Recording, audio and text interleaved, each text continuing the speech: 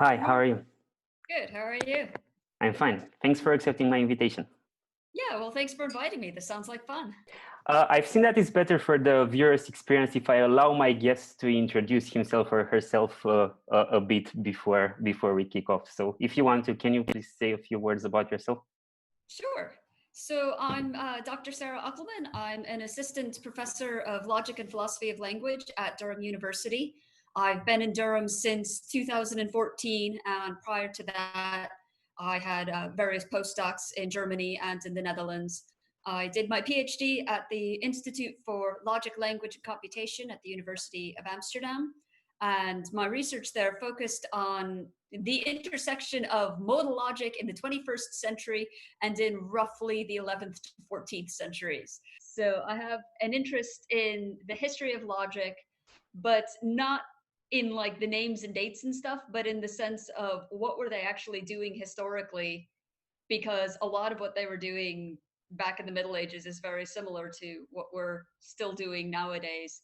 And you can learn some super interesting things by looking at the problems that they're trying to solve and the ways they're trying to solve it. So nowadays, I still do research in medieval stuff. I'm also interested in general contemporary developments in logic, questions in language that are posed by questions of fiction, so the intersection of fiction and language, and and I like teaching.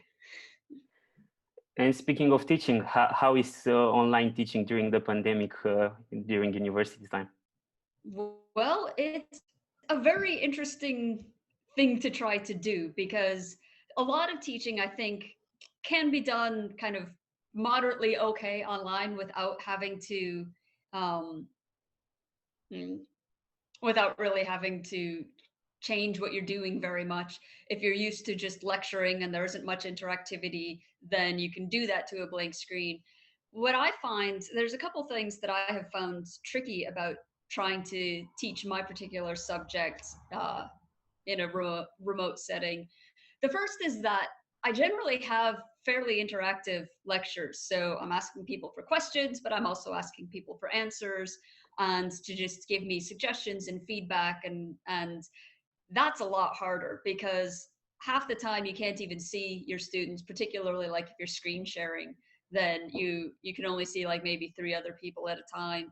And so you have to pay attention to the chat, or you have to wait for people to raise hands.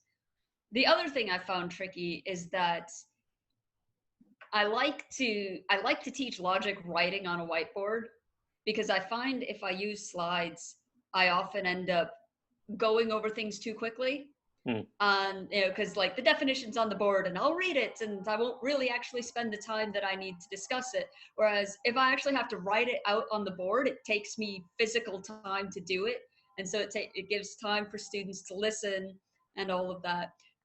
Trying to mimic a whiteboard in an electronic setting is tricky. When lockdown first started in spring, I had about a week's worth of classes left to do, and I brought my whiteboard home with me and I set my webcam up in front of it and found that it's really hard to video a whiteboard because they're so reflective. And so for teaching this fall, I've got a tablet that I can write on, but my handwriting on like a computer tablet is really terrible.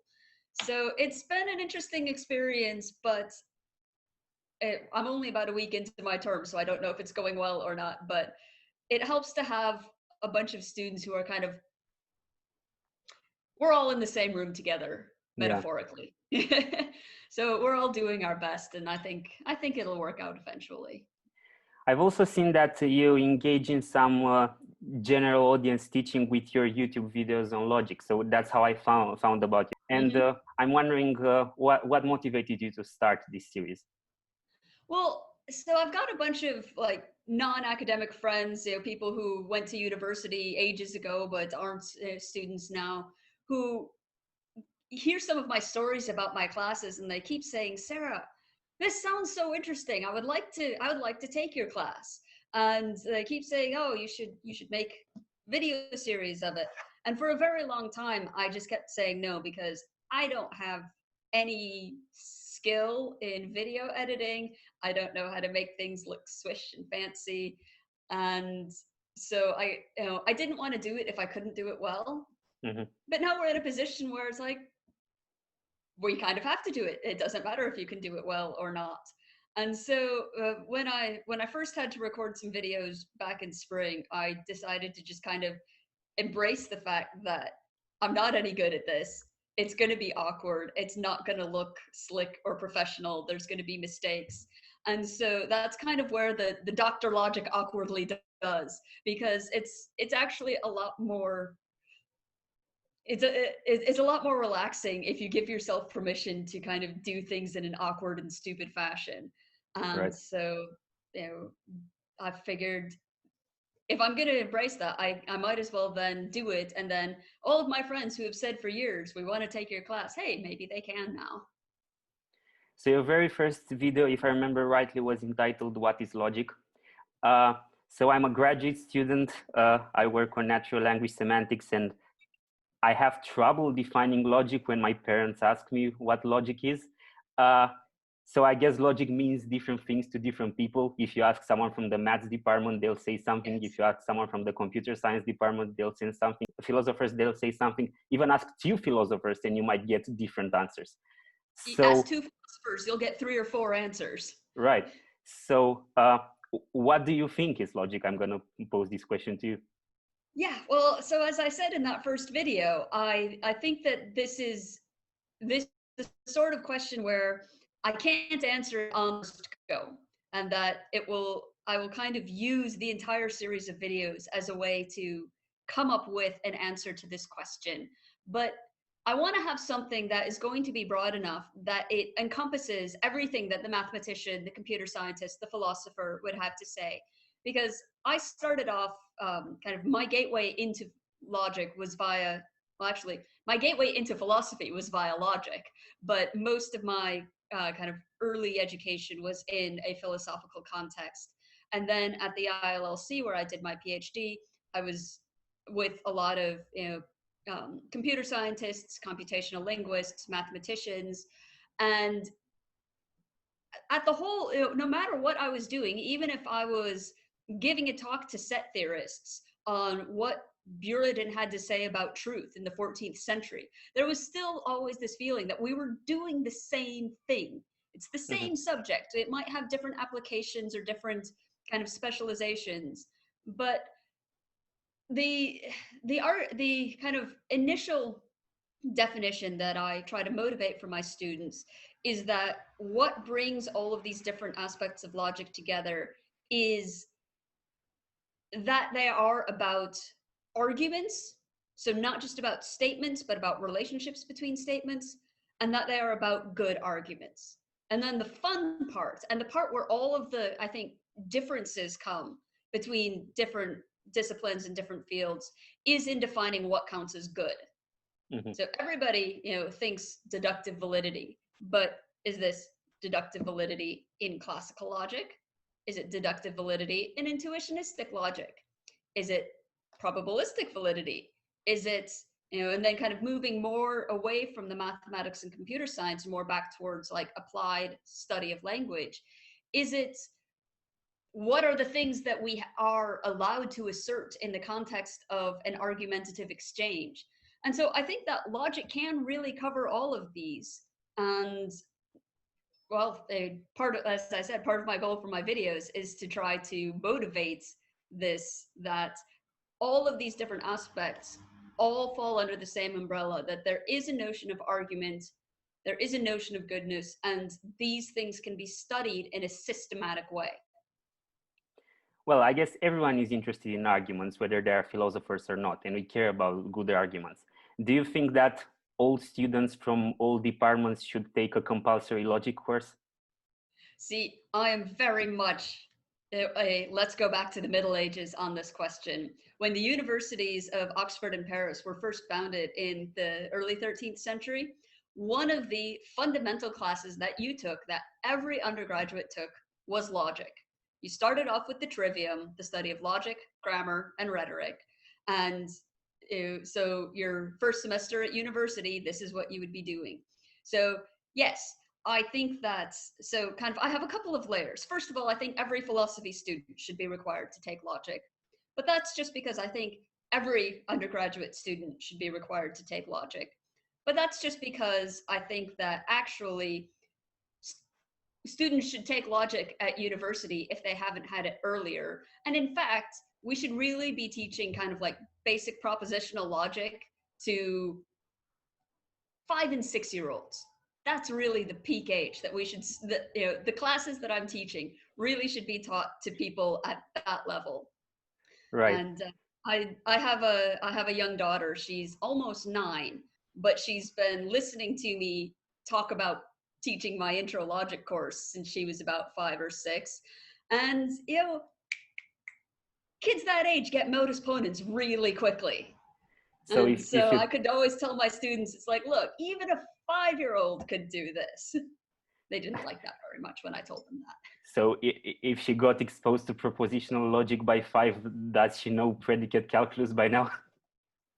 We haven't done so much with the predicate calculus, but about 2 years ago, I did teach her all of the axioms for piano arithmetic on the Really? way to school one morning, because there was a year where I taught my advanced seminar where we did piano arithmetic was at 9 a.m. on a Monday, which meant if I wanted to prepare for it, I had to prepare Sunday night. Nobody wants to prepare on a Sunday night. And so there was one morning where I was like, you know what? I've got enough time walking her out to school and walking to my office. I can do my prep then. And so I figured if I can explain to her what these axioms mean in 20 minutes, then I could explain to them, to my students, in 2 hours. Right. And if you present them as a game, so you can talk about like the the addition game. So there's the 0 case where if you add 0 to anything, you get that number back. And so we would do a bunch of examples. What's 4 plus 0? 4. What's 5 plus 0? 5. But then you can teach her the successor game, which says, okay, take 2 numbers and add them together, and then take the number that comes after them.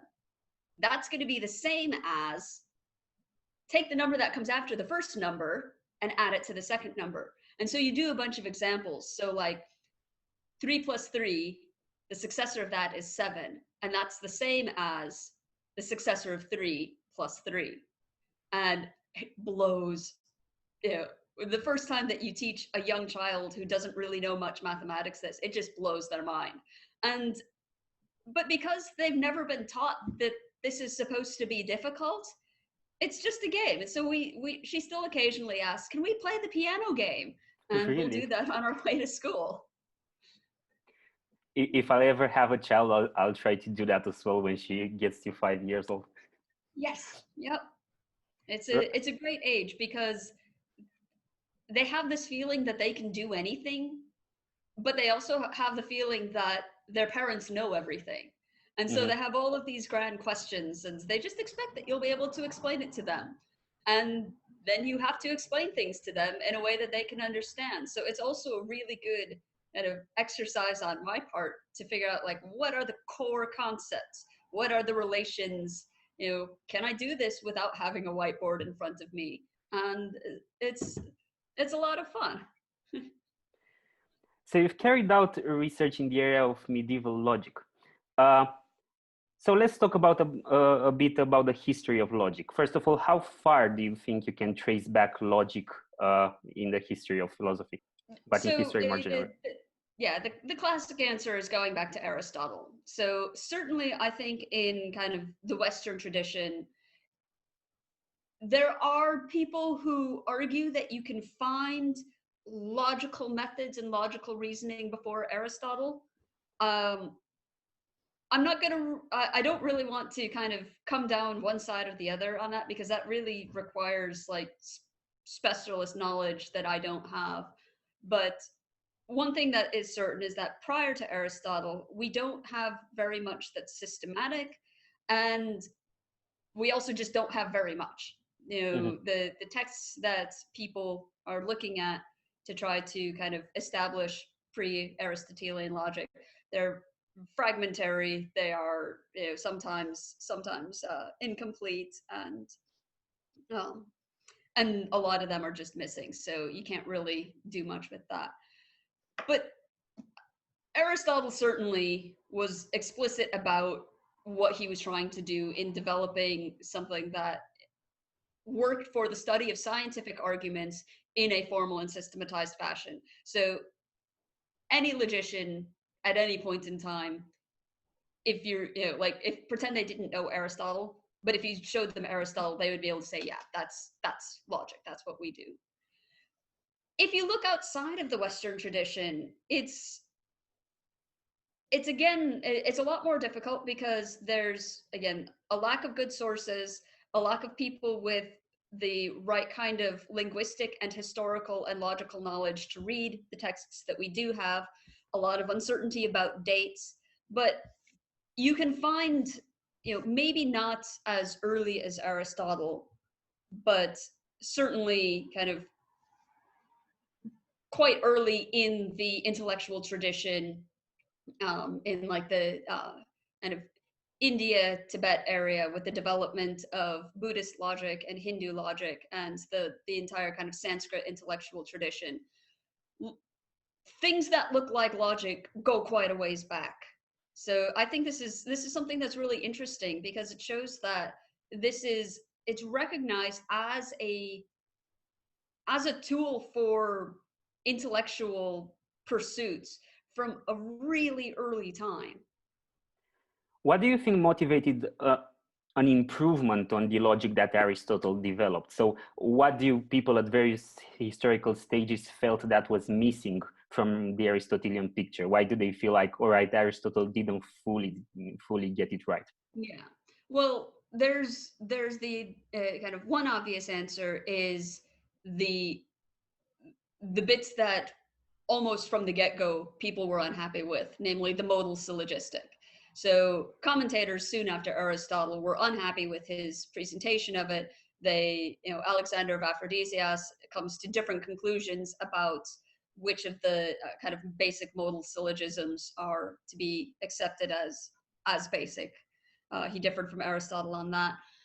But you also, so shortly after the Aristotelian developments, you have the development of Stoic logic, which is very much a sort of precursor to propositional logic. And there, it wasn't necessarily that like Aristotle was wrong or anything. It's just that what they were doing was different.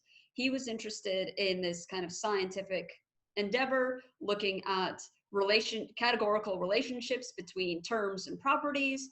And that's just kind of a parallel activity to what the Stoics were doing, being interested in things like negation, conditionals, conjunctions, disjunctions, and all of that. In the Middle Ages, it's particularly interesting because you get a lot of kind of people saying that what they're doing is, oh, they're just following Aristotle, they're just doing what the philosopher was doing, when in fact what they end up doing doesn't really have any antecedents in Aristotle at all. So like in the 13th century, when you've got discussions of the properties of terms, so the idea that terms have signification, so that's what their meaning broadly is, or their supposition, which is how they function in the context of a complete sentence. These were actually drawing less on Aristotle and more on a lot of the grammatical notions from like Prishkin and Donatus, I think. This idea that the grammatical aspects of the sentences have an intimate connection to logical aspects. And this is something that you start seeing actually at quite an early stage of medieval developments and logic.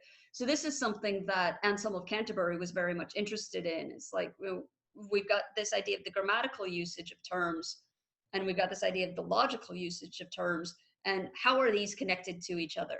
So these kind of developments at the end of the 11th and then into the 12th century were very much rooted in, Aristotelian, ideas of predication and Aristotelian metaphysics to some extent, but they were trying to figure out how language works.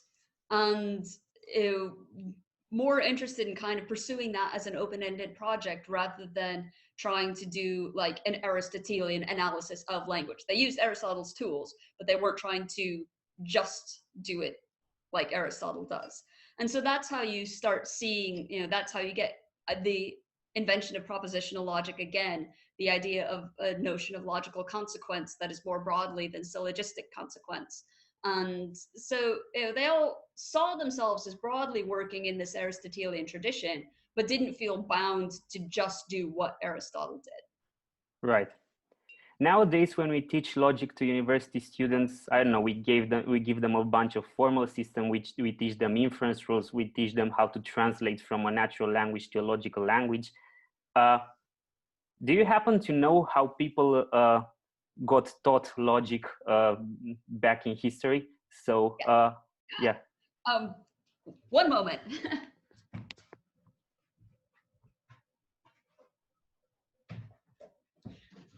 This is one of the Introduction to Logic textbooks from the middle of the 13th century. So William of Sherwood taught at Oxford and Paris, and this is the book that he wrote to teach logic to his undergraduate students. And it starts off with a statement about what is logic. So to kind of express to the students what it is that they're going to be doing. So he says that the science of logic, or the science of language, has three parts: grammar, which teaches one how to speak correctly; rhetoric, which teaches one how to speak elegantly; and logic, which teaches one how to speak truly. And then he says that logic is principally concerned with the syllogism, the understanding of which requires an understanding of the proposition. And because every proposition is made up of terms, an understanding of the term is necessary. So the building blocks for a lot of the kind of generic 13th century introduction to logic textbooks, you learn what a term is and what its properties are. And then you learn how you can put terms together into propositions, truth values, relationships between them, and then you build syllogisms. But then you can start doing things like fallacies and what the relationship between syllogistic reasoning and the sort of reasoning that you find in the topics is. So the table of contents for this this textbook first is on statements. So what are the terms, what go into statements, how are they combined, what are their properties? Then you have a connection between that and the predicables. So genus, species, differentia, property. So one thing about a lot of the medieval developments, they're very closely tied to metaphysical questions. So that chapter 2 here is a bit more about metaphysics. Then you have the syllogism, and then you have the dialectical reasoning, which is basically kind of syllogism in action amongst people. And then properties of terms and sophistical reasoning. And I've often thought that this would make an excellent textbook to just do a contemporary university course. It's clearly written, it's easy to follow, even if you don't have a lot of kind of the general medieval historical background. And it's about the right size. You could do this book in a year. So the other books that are kind of written around the same time follow a similar sort of pattern: terms, propositions, syllogisms, some dialectical reasoning or topical reasoning, sophisms, and some stuff about signification and supposition.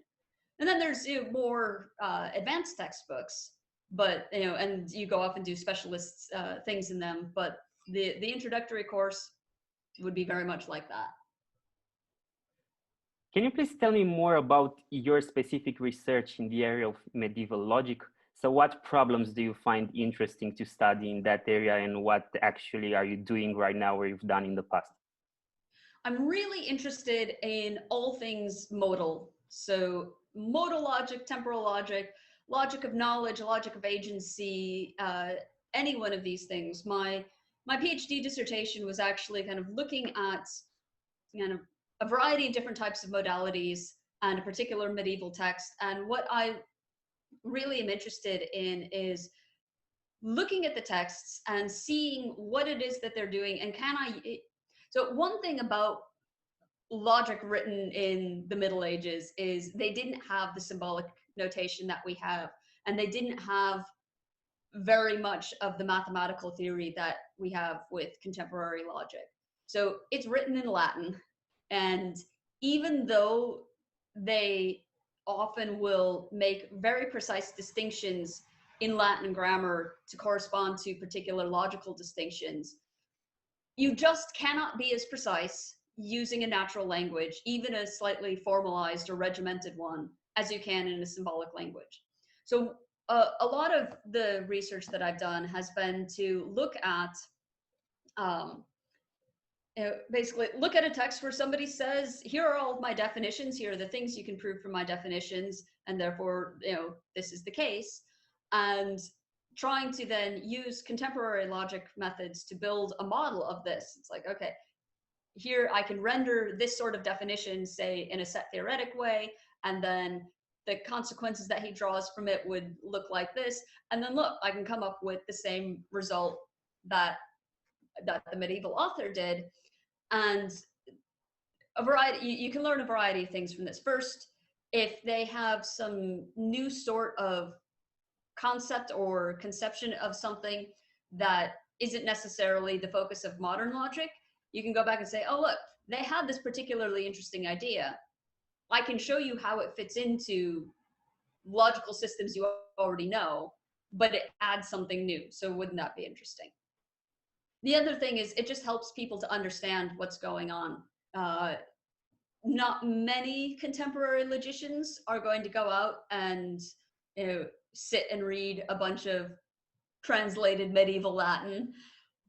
But if I can write a paper that says, okay, here's kind of the nitty-gritty details of what they've got and the consequences of their thing, then they can read that. It's like, okay, I can see the interest in that. So that's kind of it on the formal side. The other thing that I've been kind of more interested in lately, not just in the Middle Ages, but kind of more generally, are the history of women in the study and teaching of logic. So, what sort of logical education was available to women in the Middle Ages? Even though, for the most part, women did not go to university, there were still a lot of contexts in which they could be educated. And we know that they were taught Latin grammar and Latin rhetoric. So what about the other branch of the trivium? What about logic? And more recently, there's a lot of contributions by women to kind of the development of modern symbolic logic in the late 19th and early 20th century. A lot of these women, people might recognize a name or two, but not necessarily know very much about what their contributions were. So that's another area that I'm particularly interested in, is just go back and read these women, find out what were they working on, who are they working with, and to try to kind of give a more precise picture of the kind of the history of not only of my subject, but the history of people like me in my subject. Well, to be honest, I'm not, I don't have any woman's name that springs to mind in the areas that you mentioned. So can you please expand on that so that I can learn something?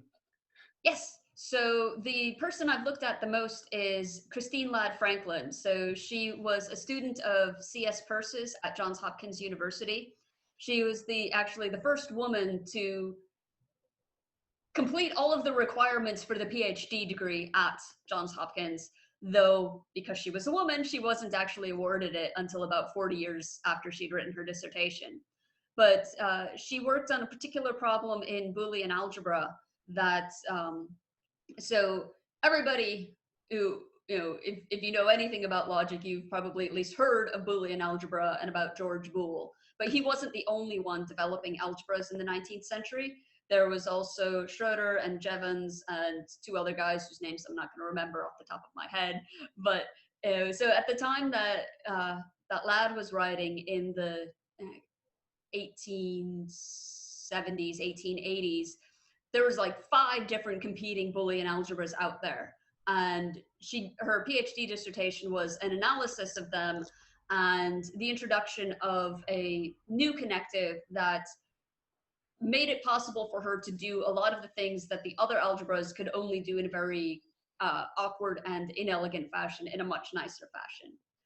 But then there are, actually, if you just give me a moment, then I can get some. Yeah, sure.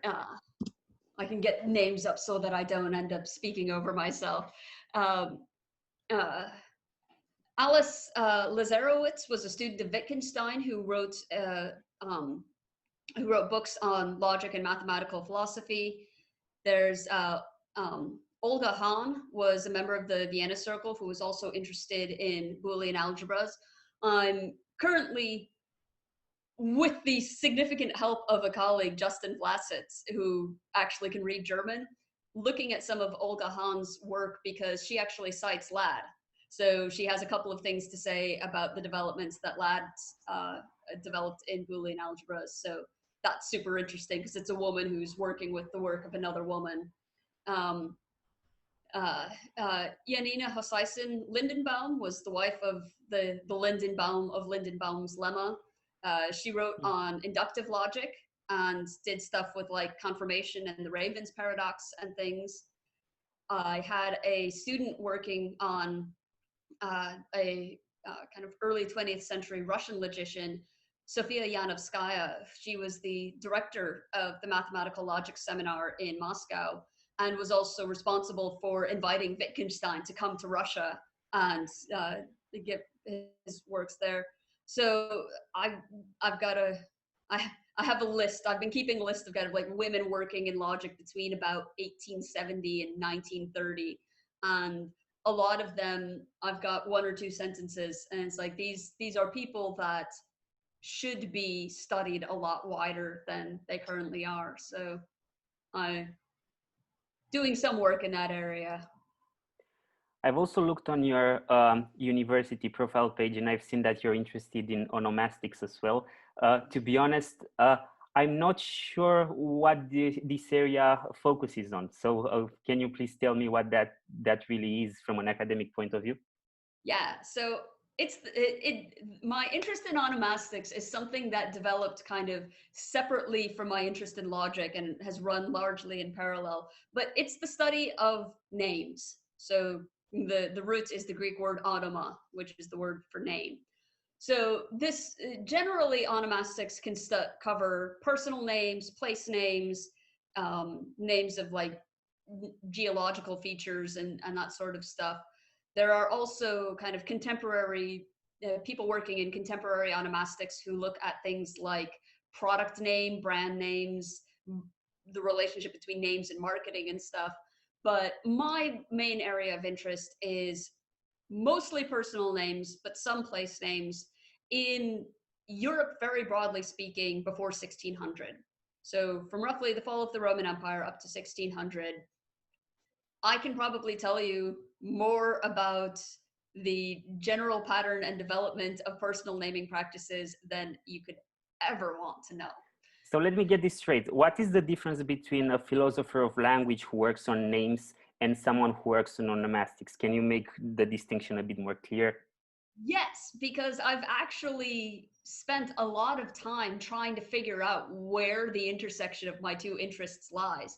So philosophers of language interested in names generally come about them either the semantic route or the referential route. And they're interested in like, what role do proper names play in sentence usages? So you get a lot of the stuff that like Russell and Davidson and Donnellan were doing with referential opacity and identity statements like Sir Walter Scott and the author of Waverley and all of these things. So these are interesting questions, but they're also ones that kind of like have a lot of people have written a lot on, and they're a little bit dull after a while. Yeah. What I look at when I'm studying onomastics is I'm interested in not in how the names are used, but in the names themselves. So what were they? What names were used where and when? How did individual names kind of spread across Europe? What are the general patterns that you can see? So one of my big projects is the Dictionary of Medieval Names from European Sources. So dmnes.org. And it's a dictionary that is very much like kind of historical dictionaries like the Oxford English Dictionary or the Middle English Dictionary, where they're looking at the history of words and how were they spelled, when were they used, what kinds of meanings did they have. But those sorts of dictionaries don't contain proper names because proper names don't have semantic content in the way that ordinary words do. And that's actually kind of something that the philosopher is interested in. It's like, how do proper names function when they don't really have meaning? But because all of these names are not included in standard historical dictionaries of language, you end up losing a lot of really important linguistic data, particularly like the further you go back and the fewer records you have and the more records are written in Latin, the less kind of data you have about the development of early vernacular languages. So like the early Germanic dialects, early French, early Italian. But if you're looking at records from like the 5th, 6th, 7th century, most of the time they're written in Latin, but the personal names are much more likely to not be, to either be not Latinized at all or Latinized only just a very little bit. And so you can start learning about how the languages are beginning to develop. And if you gave me a bunch of Latin charters from the 6th century from across Europe, and I could look at the list of names of the people who signed them as witnesses, I could probably tell you if that charter came from Austria or from France just by looking at how the names are spelled. And that's very interesting. That sort of data is incredibly important for understanding how languages develop. And so many people overlook it because they say, oh, they're just names. They don't have any meaning. But you can really learn a lot of interesting things about language, about the spread of Christianity, about local politics, just from looking at the names that people are giving to their children. So that's why I find that sort of study so fascinating. Let's get back to logic a bit and ask a more philosophy of life question. Do you think that the study of logic can enrich someone's life, not necessarily to spell out where the opponent has committed a fallacy or something like that? Do you think that it might be worthwhile for anyone to pursue logic just because, yeah, it enriches your soul, so to say? Yeah. So, the first logic class I took when I was 16, and I went into it utterly convinced that I was going to fail. I did it because I was taking a special class as a high school student. It didn't really matter if I didn't do it very well.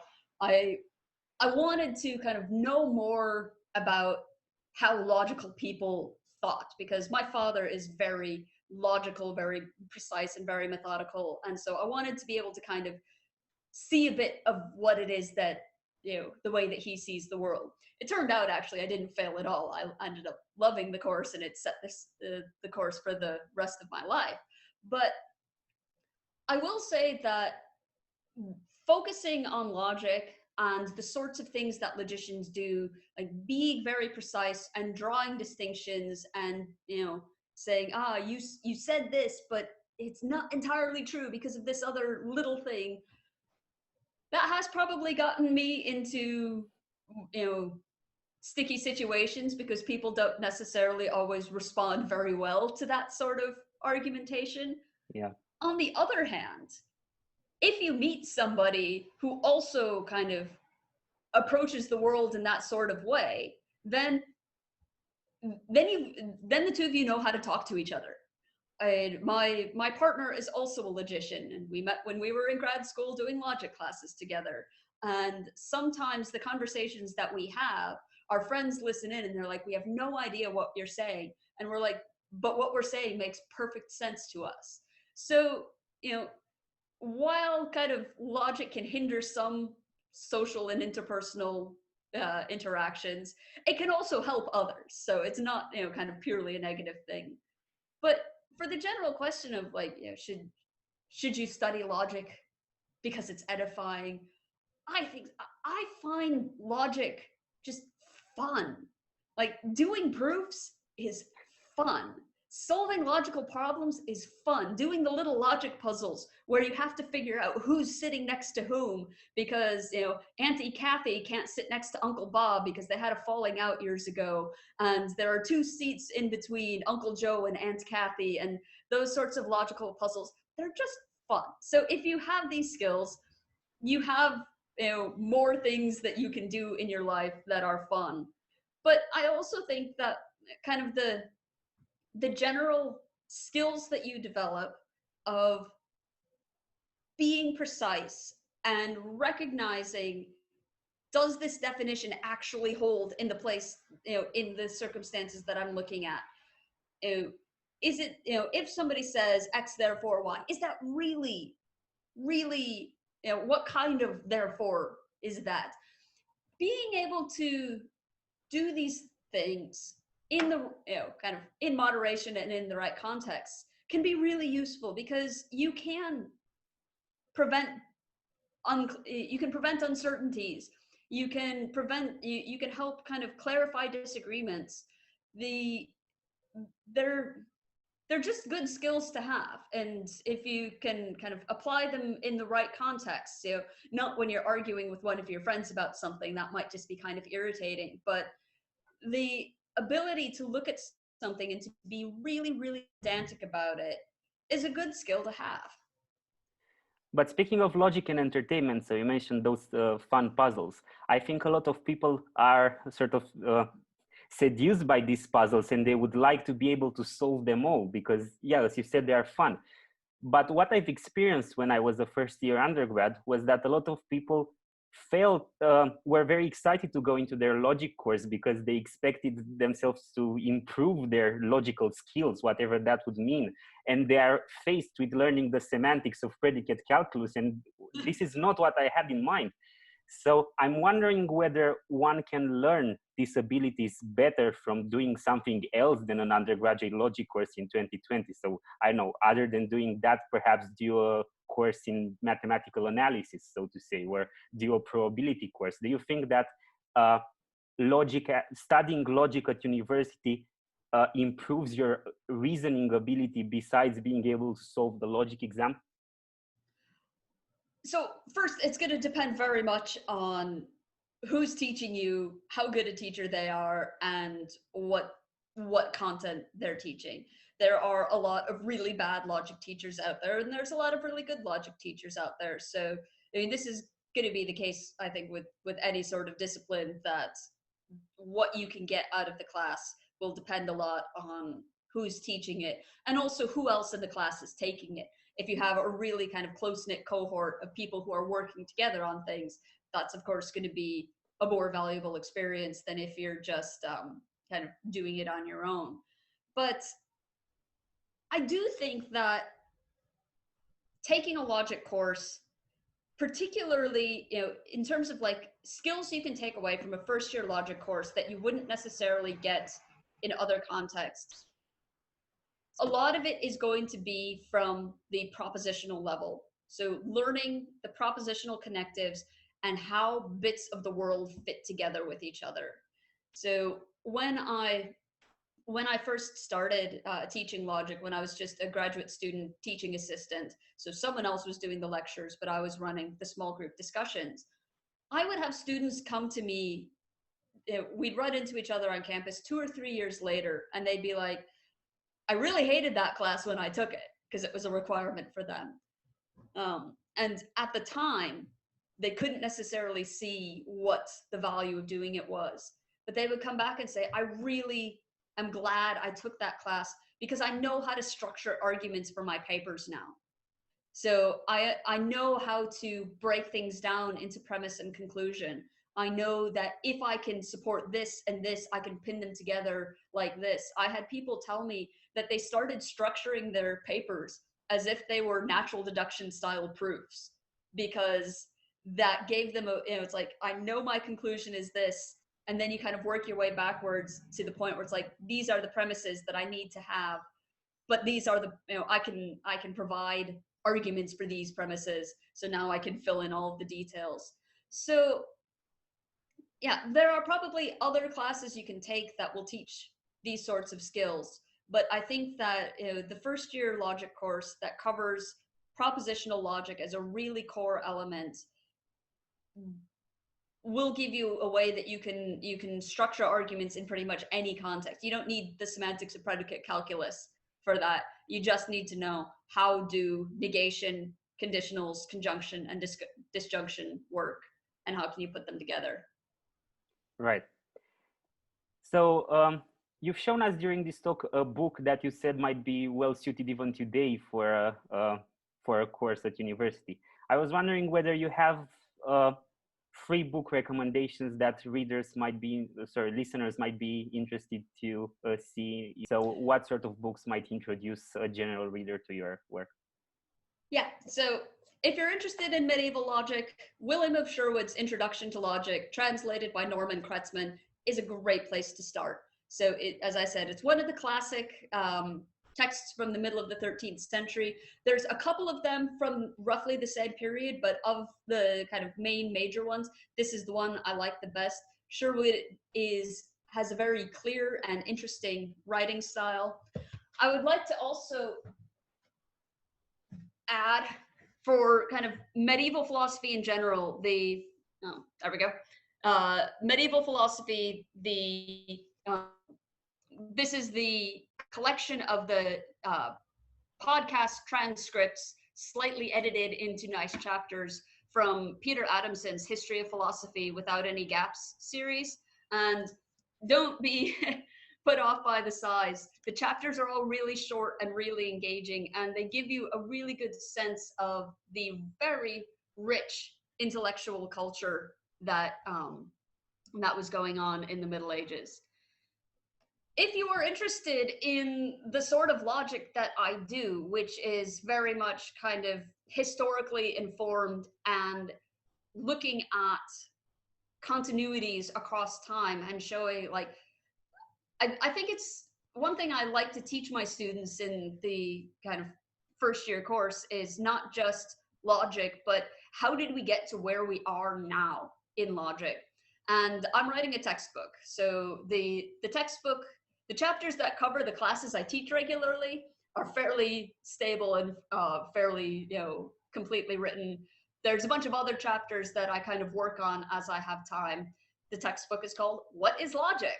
And it's on my website. So you can go and download the PDF. Every time I make a revision, I put the new version up.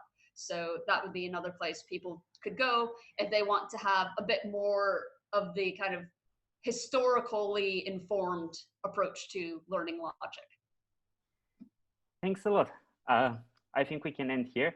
All right. I hope that online teaching during the pandemic gets better, and I wish you luck with your YouTube Logic series, and I look forward to the next episode. So thanks again for being my guest. Thank you for the invitation. It's been a delight to chat with you. No worries. Have a great day. Thanks. Thank you.